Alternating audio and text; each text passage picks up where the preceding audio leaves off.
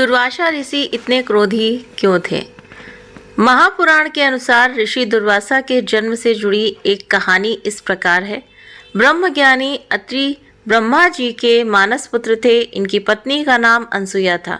इनकी कोई संतान नहीं थी। संतान की आकांक्षा से महर्षि अत्रि तथा अनसुया ने कई वर्षों तक कठोर तप किया। उनके तप के तेज से एक उज्जवल अग्नि ज्वाला प्रकट हुई, जिसने तीनों लोगों को अपने आगोश में ले लिया। देव, दानव, ऋषि, मुनि सभी चिंतित हो गए। तब ब्रह्मा, विष्णु तथा शिव जी महर्षि के तप स्थान पर गए। प्रसन्न होकर तीनों देवों ने उनके पुत्र के रूप में जन्म लेने का वर प्रदान किया। वरदान के प्रभाव से ब्रह्मा के अंश से चंद्रमा, विष्णु के अंश से दत्तात्रेय तथा भगवान शंकर के अंश से दुर्वासा का जन्म हुआ।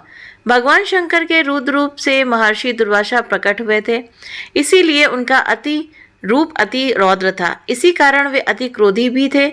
जहां भोलेनाथ को प्रसन्न करना बेहद आसान माना जाता है, वहीं ऋषि दुर्वासा को प्रसन्न करना शायद सबसे मुश्किल काम था। महर्षि दुर्वासा दयालुता की भी मूर्ति है तथा अत्यंत करुणामय है।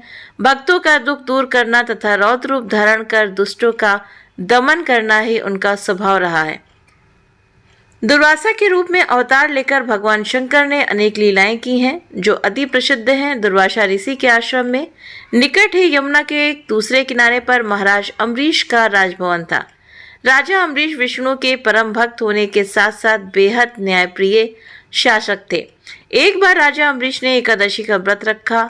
व्रत खोलते समय दुर्वासा ऋषि अम्बरीश के महल पहुंच गए। अम्बरीश ने उन्हें भोजन के लिए प्रार्थना की। ऋषि ने अम्बरीश से कहा कि वे स्नान के पश्चात ही भोजन ग्रहण करेंगे। जल्दी लौटने की बात कहकर वे स्नान करने के लिए नदी चले गए। ऋषि दुर्वासा के इंतजार में काफी समय बीत गया। तब राजा अम्बरीश ने देवताओं का आह्वान कर आहुति दी और कुछ भाग ऋषि के लिए अलग कर दिया। कुछ समय बाद दुर्वासा ऋषि वापस आए। उन्हें राजा द्वारा उनका इंतजार न करने पर बहुत क्रोध आया। क्रोध के आवेश में उन्होंने अपनी जटा निचोड़ कृत्या राक्षसी उत्पन्न की और उसे अम्बरीश पर आक्रमण करने का आदेश दिया। भगवान विष्णु ने भक्त रक्षा हेतु सुदर्शन चक्र प्रकट किया और राक्षसी का नाश हुआ। कृत्या का वध करने के बाद सुदर्शन चक्र ऋषि दुर्वासा का पीछा करने लगा। दुर्वासा जी लोकों लोक में रक्षार्थ दौड़ते फिरे। शिव जी की शरण में पहुंचे। शिव जी ने विष्णु के पास भेजा। विष्णु जी ने कहा, आपने भक्त का अपराध किया है, अतः यदि आप अपना कल्याण चाहते हैं तो भक्त अम्बरीश से ही क्षमा प्रार्थना करें। थक हारकर दुर्वासा जी अम्बरीश के पास पहुंचे और सुदर्शन चक्र को रोकने की प्रार्थना करने लगे। दयालु राजा ने ऋषि की प्रार्थना मान ली और सुदर्शन चक्र को वापस अपने स्थान में जाने को कहा। इस प्रकार दुर्वासा ऋषि की जान सांसद से बाहर निकली।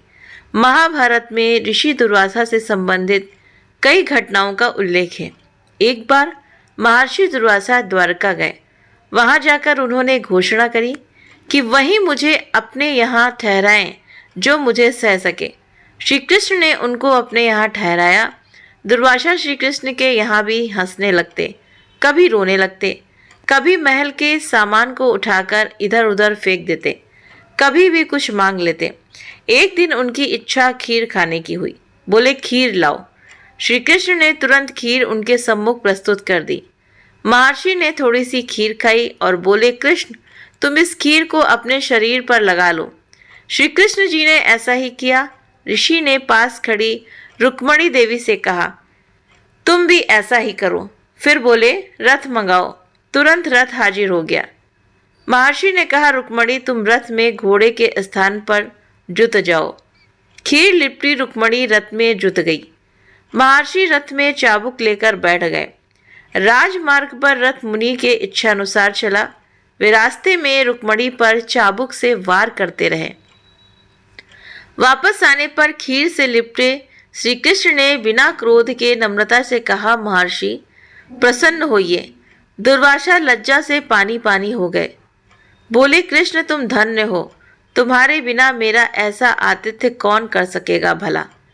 ऋषि दुर्वासा को क्रोधित करना जितना आसान है, उन्हें प्रसन्न करना उतना ही कठिन था। लेकिन पांडवों की माता कुंती ने अपने सेवा भाव से ऋषि दुर्वासा को प्रसन्न करने में सफलता हासिल की थी। एक बार कुंती की सेवा से प्रसन्न होकर ऋषि दुर्वासा ने उन्हें ऐसा मंत्र बताया था जिसकी सहायता से वो देवताओं का ध्यान कर उनकी शक्तियों से परिपूर्ण पुत्र रत्न की प्राप्ति कर सकती थी। पांडवों का जन्म इसी मंत्र की सहायता से हुआ था। दूसरी घटना में स्नान करते समय महर्षि दुर्वासा का वस्त्र नदी में प्रवाह में प्रभावित हो गया। कुछ दूरी पर द्रौपदी भी स्नान कर रही थी। उनकी यह स्थिति देखकर द्रौपदी ने तत्काल अपने आंचल का एक टुकड़ा फाड़कर ऋषि को प्रदान किया। इससे प्रसन्न होकर महर्षि दुर्वासा ने उन्हें वर दिया कि ये वस्त्र खंड वृद्धि को प्राप्त कर तुम्हारी लज्जा का निवारण करेगा।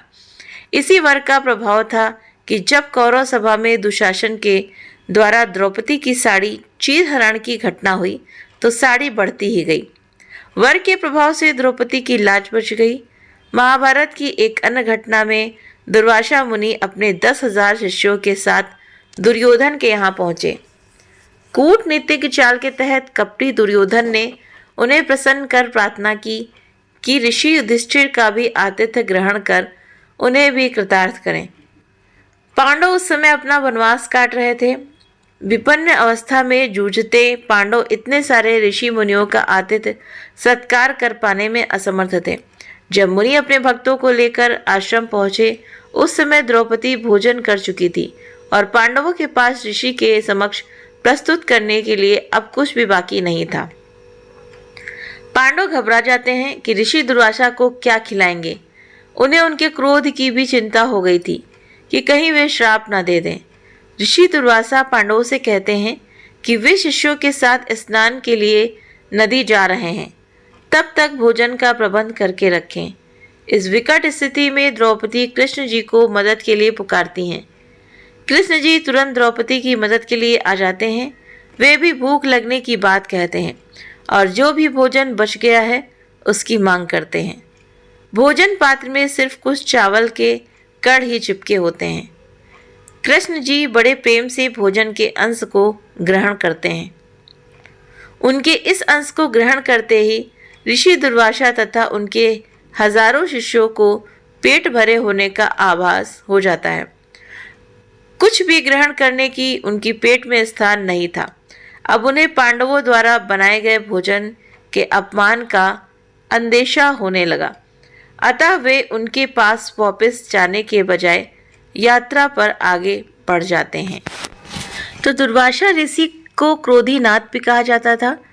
वो बहुत उनके अंदर क्रोध था। जैसे उन्होंने भगवान की तपस्या करी, बहुत सारे वर भी पाए, किंतु उनका जो स्वभाव था वो बहुत ही ज़्यादा क्रोध करने वाला था। वो पल पल में किसी को भी श्राप दे देते थे। लेकिन ऐसा करना, वो तो ऋषि मुनि थे, लेकिन ऐसा करना बहुत ही ज़्यादा गलत होता था। इस वजह से, क्योंकि आपको अगर गुस्सा आ रहा है तो आप किसी को कुछ भी कह सकते हो, किसी को बद्दुआ भी दे सकते हो, तो ये गलत चीज़ है। इसीलिए कहते हैं कि क्रोध को कंट्रोल में करना आना चाहिए। जिस प्रकार से क्रोध हमारे अंतर की शक्तियों को ख़त्म करता है, उससे हमारा ही खून जलता है, सामने वाले का भी जलता है। हम सोचते हैं कि हम सामने वाले को क्रोध करके उसको नीचा दिखा देंगे, उसको जो पाए वो सुना देंगे, तो वो तो जलता है। जिस अग्नि में वो जलता है, उस क्रोध की अग्नि में तुम भी तो जलते हो। तो इसीलिए कहते हैं कि क्रोध को कम करना चाहिए। जैसे कि दुर्वासा ऋषि मुनि थे, लेकिन जब उनको प्रसन्न भी करना बहुत ही ज़्यादा, कहते हैं नहीं कि बहुत ज़्यादा मुश्किल था, लेकिन जब वो प्रसन्न होते थे तो कोई ना कोई वो वरदान देकर ही जाते थे। तो उनको प्रसन्न करना, जैसे कि श्री कृष्ण, कौन ऐसा करेगा? वो तो भगवान की महिमा थी कि भगवान से उन्होंने कहा कि खीर खाइए, फिर खीर खा के अपने बदन पे लपेटिए। वहीं पे रुक्मणी से कहा, रुक्मणी ने भी ऐसा किया, खीर लपेटा और कहा कि आप घोड़े के स्थान पर आप रहिए। और जब वो वहाँ पर रही भी तो देखिए कितना चाबुक भी चलाया उनके ऊपर, लेकिन फिर भी वो टस से मस नहीं हुई। तो ये सब देख करके प्रसन्न हुए ना दुर्वासा ऋषि। तो कहते नहीं कि क्रोध को भी हम प्रेम से ही जीत सकते हैं, लेकिन वही करना हमें आता नहीं है। हम क्या करते हैं कि अगला अगर क्रोध कर रहा है मेरे ऊपर, तो हमने उसके ऊपर डबल क्रोध किया। तो इसी का कारण है कि क्रोध आने जो हमारे अंदर जो क्रोध का वेग है उसको हमें किस तरह से शांत करना है। तो तरह तरह की कहानियाँ, तरह के दृष्टांत और तरह तरह के जो कोटेशंस हैं वो बताए जाते हैं। तो अगर इनमें से अगर हम एक शब्द भी अगर लगाते हैं अपने ऊपर तो हमारा जीवन सार्थक है।